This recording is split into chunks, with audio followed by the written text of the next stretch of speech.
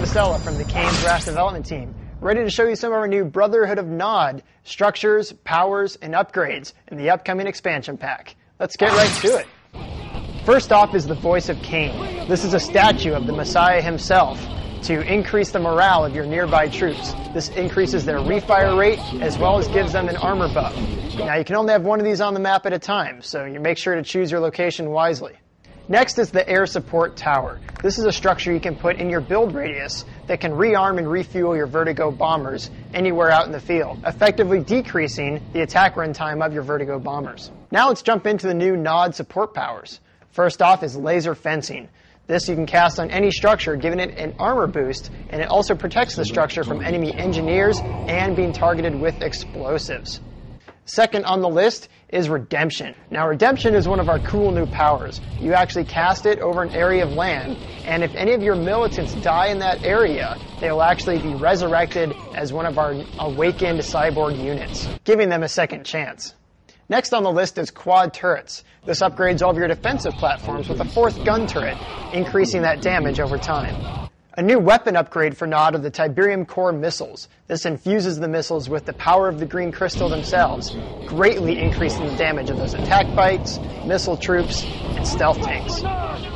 Finally, a late game power for Nod. This is the Tiberium Vein Detonation. You actually cast this on an enemy Tiberium field, and it destroys several of the crystals within that field. It's a great resource denial power, especially useful against an enemy expansion.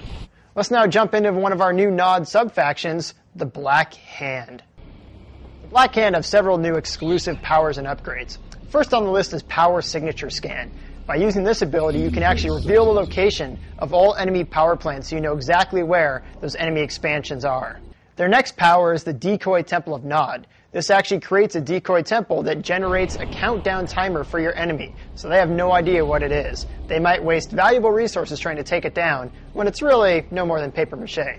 Next on the list is some of our new upgrades. First off are Black Disciples. Now this actually puts a Blackhound flamethrower unit in all of your Militant Rocket and Confessor Cabal squads. This is great to help them take out enemy infantry and structures.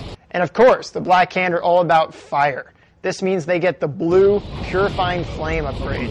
This upgrades all those flame weapons like flame tanks and Black Hand with the blue flame, doing nearly double damage, almost instantly taking down enemy structures if you can get close enough.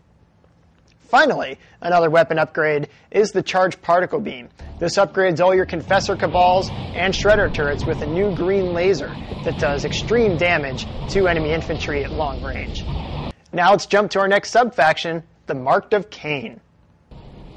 So the Marked of Cain have an exclusive power called Magnetic Mines. This creates a normal Nod minefield, but these mines actually attach themselves to enemy vehicles, doing damage over time.